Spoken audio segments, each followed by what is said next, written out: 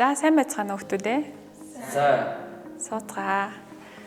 За өнөөдөр хамтдаа шингэн дардгуу гэсэн сонирхолтой сэдвийг судалцгаанаа. За юун түрүүнд сурагчдын маань нэг нь гарч ирээд өмнөх хичээл дээр хийсэн Паскалийн мөнбөрцөгтэй туршилтаа хийж үзүүлээд бусдад тайлбарлаж өгье. За хэн гарч ирэх вэ?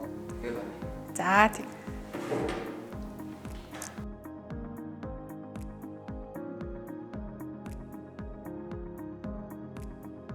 За, бэлгүүнийг үзүүлсэн туршилт ер нь юуг харуулж байгаа юм бэ? Найзуудаа тайлбарлаад өгөөч. За энийг бол Паскалийн мөнбөлөг гэдэг.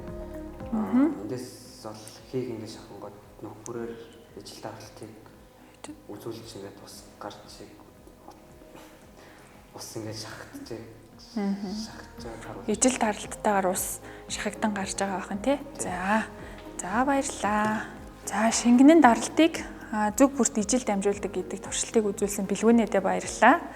За, дэлгэц рүү анхаарлаа хандуулъя. Дараах хоёр асуултанд хариулаарай хүмүүстээ. За, дэлхийн хамгийн өндөр цэг хаана байдаг вэ?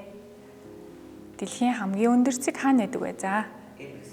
Эверестийн оргил. За, тэгвэл хамгийн гүн хонхор хаана байдаг бол? Гүн хонхор. За, хамгийн гүн хонхор Номхон далайд байдаг Марианы хонхор гэсэн нэртэй хонхор байгаа. За 1995 онд Японы судалгааны хөнгөө онгоц Kaikon 10,911 м гэж хэмжсэн. За хожим нүүнийг 5 м-ээр сунгаж 10,916 м болохыг одоо тогтоосон байж байгаа. За энэ нь болохоор дэлхийн хамгийн өндөр Эверестийн ориглыг уруу нь харуулад тавьсан ч талайн тэр гүнд хүрэхгүй гэсэн юм сонирхолтой харьцуулалт байна. За Эверестийн оргил руу бол маш олон уулын Эверестээр гарсан байдаг тий. Тэгвэл тэр Марианы хонхор руу очсон хүмүүс хэр их байдаг бол юу гэж бодож байна? Усан чумпууд ер нь юу хэрэгтэй вэ? Миний бодлоор энэ гүн рүү хүн очиж чадаагүй гэж үзэж байна уу? За хүн очиж исэн. Гэхдээ маш цөөн тооны хүн. За бид хэд шууд яваад очих боломжтой юу? Ингээ хүчил төрөгчийн баг углаад одоо тавлаа яваад очих боломжтой болов уу? Яагаад? Хүн тэр их даралтыг төсвөл. За их даралт байдаг байхаа гэж байна тий. За тэгвэл дахин хоёр асуултыг асууя гшин. За далайн гүнд шумбагч онгоцыг ямар материалаар хийдэг вэ гэсэн асуулт байна. Тэгвэл шумбагч онгоцон цуугаад очиж болох нь шүү дээ тий. Тэгвэл шумбагч онгоцоо юугаар хийвэл зүгээр бол? Ямар санал байна? Хинд ямар санал байна? За билгүнэ. Төмрөөр хий тий. Хэр зузаа хийх үү? Нэггүй хийжвэл яах вэ? Нэг даралт нь мэлжтэй тэгээд хонхооч хэвдрэх баг тий. Тэгэхээр их зузаан бат бөх материалаар хийх нь гэж ойлголоо тий. За тэгвэл дэлхий дээр байгаа бүх биес яадаг лээ? Бүх биес унахгүй байгаа шалтгаан нь дэлхийд татагддаг. Тэгвэл дэлхийн гадарга орчин байгаа их тэр ус дэлхийд татагддаг болов уу? Татагддаг гэж бодож байна уу? За тэгвэл хамтдаа нэг туршилтыг ажиглая. За та хэд маань энэ туршилтыг утаснаас цахимаар бас хийж болно. За багш нь энэ усны савнд яг ижил хэмжээтэй хоёр нүх гаргаад түүнийгээ туузаар наалддаг туузаар наасан байгаа. За ингээд тууз авсны дараа ус хэрхэн гадагшлахыг харцгаая.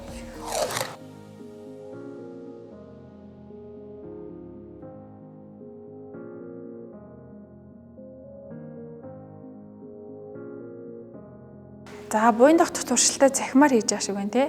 За хамгийн дээдлийн хоёр цэгээ хоёлаа харъя. За ямар ялгаа байна?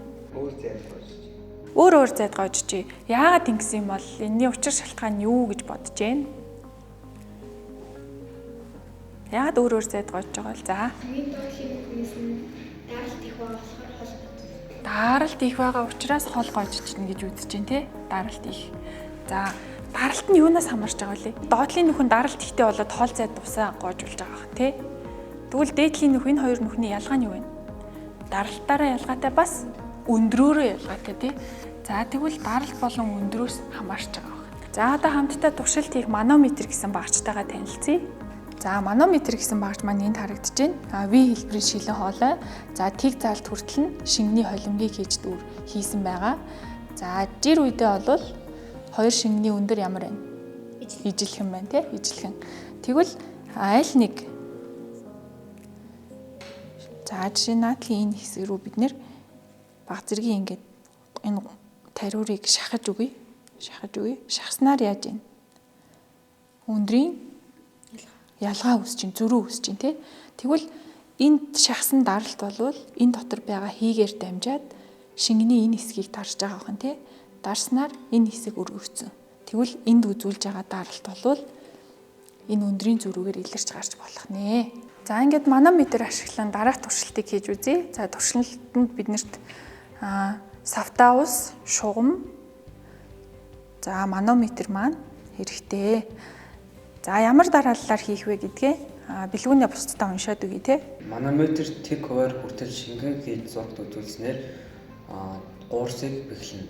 Савтай ус нь гуурсыг өөр гүнд хийж багны зөрүүг тэмдэглэж авна. Багны зөрүүг тэмдэглэж авна гэж байна. За тэгвэл хэдүүлээ гуурсаа хийгээд багны зөрүүгээ тэмдэглэж авъя те. За багийн нэг гишүүн маань хэмжилтээ гүнээ хараад нөгөө гишүүн маань өндрийн зөрүүгээ хараад явъя те. За эхлээд усанд гэсэн байна те. За би та хамтдаа тэгвэл даралт нь гүнээс хамаарч байна гэсэн те. Тэгвэл одоо гүнээс хэрхэн хамаарах тухай туршилтыг хийж үзье. За багш нь туршилтын багжуудыг ширээн дээр нь байршуулсан байгаа. За туршилт хийх санаа ямар санаа вэ юу? Туршилтыг яаж хийн гэж төлөвлөж байна? Таамаглаж байна? Өндөрөөс хамааруулж үзье те. За тэгвэл дурын өндөртөө хэдүүлээ хэмжилтээ хийж үзье. Ихсээд байна те. За гуурсыг гүнд дүрэх тусам юу туршилтаас юу ажигласан бэ ер нь? Үгийн хэлбэрийн гуурсны зөрүү их гэж. Гуурсаа гүн шингэндээ гүн хийх тусам яаж вэ? Зөрүү их гарч байна те. За одоо тэгвэл яг усандаа нэг тодорхой нэг гүнд тэмдэглээд авдаа утгуудаа тэмдэглээд авдаа 6 см гүнд байршуулахад даралтын зөрүү хэд вэ? 4 см орчим байна тий. Зөрүү. За тэрийгэ дэвтэртэй тэмдэглээд авчих тий. За эдний багийн дельта H болохоор 5.6 см орчим байжээ гэж. За одоо тэгвэл хажуугийнхаа нөгөө шингэнд дүрээд үзье та. Нөгөө шингэнд нь яг 6 см гүнд дүрээд үзье. Яг адилхан 6 см гүнд. Тэгэхээр өндрийн зөрүү хэд вэ?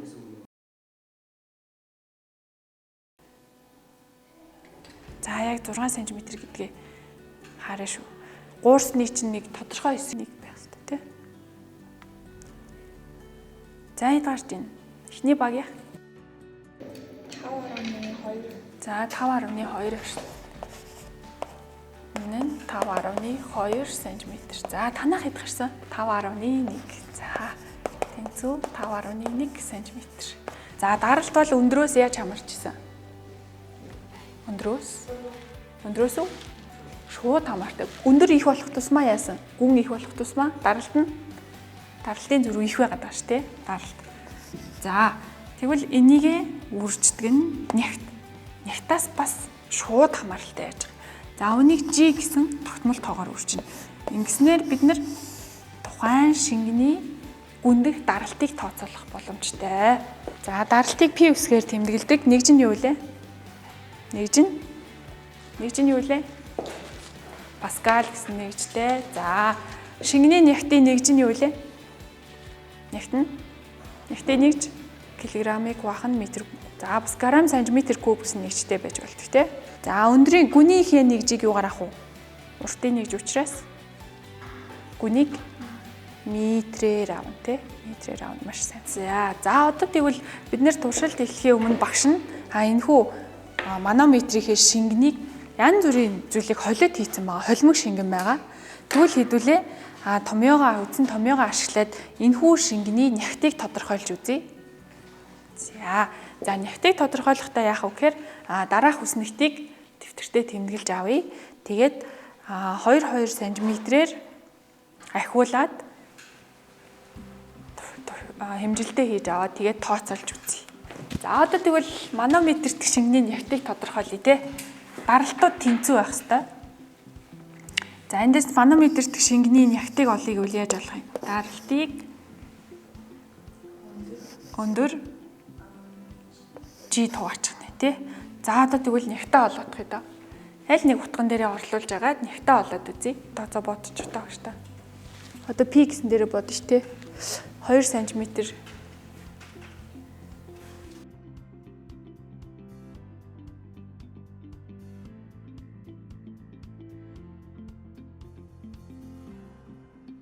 За та хэдий бодолт багшийн бодолтой таарж байгаа хэсгийг шалгая. За тэгэхээр бид нэр одоо нягтаа олох гэж байгаа тий. Нягтыг олохын тулд энэ даралтаа яах ёстой лээ? Өндөр болон 10 гэсэн тогтмол тоондоо хуваана тий. За хуваах нь 10, хуваах нь өндрийн бичлээ багш нь. Хуваах нь 0.100-ны за 0.1018 зү. За та хэдийн нягт хэд гарсан бэ? Манометрт шингэний нягт 1110 кг-ыг хуваах метр. Килограммыг хуваах нь метр куб гарсан гэж байна. Та ярих тийм гарч ийн үү? Хэд гарч ийн? Ижлэгэн гарч ийн үү? За тэгвэл манометрт шингэний нягт маань ийм байх нэ. За одоо тэгвэл яг энэ туршилтаа хийдүүлээ. Тосон дээрээ хийж үзье. Тосон дээрээ. Тэгээд тосны нягт хэд болохыг нь тооцоолж үзцгээе. Бид нар ингээд шингэний нягтаа 1110 гэд олсон. Тэгээд эндээсээ ингээд хэмжилтээ хийгээд үзэхэд 2 см гүнд шингэний даралт нь 200 паскал, харин манометр дэх даралт нь 198 паскал гарсан. Тэгээд энэ хоёр нь бол хоорондоо ойролцоо утга гарсан байна. Нөгөө багийнхан маань 6 см гүндх даралт нь хэд гарсан бэ? Усны 6 см гүндх даралт 600 паскал. За нягтаа хэд гэж болсон бэлээ? Манометрт шингэний нягтыг 1100 кг-ыг хуваах метр. тэгж болсон байна тий. За тэгвэл тэр нягтаараа манометрийн шингэний даралтыг тооцохоор хэд гарч байна? 598 паскал гарсан тий. За бас ойролцоогоор тэнцүү утга гарсан байна тий. За баярлалаа. За одоо тэгвэл яг саяны туршилтаа хийдүүлээ. Тосондоо хийж үзцгээе тий.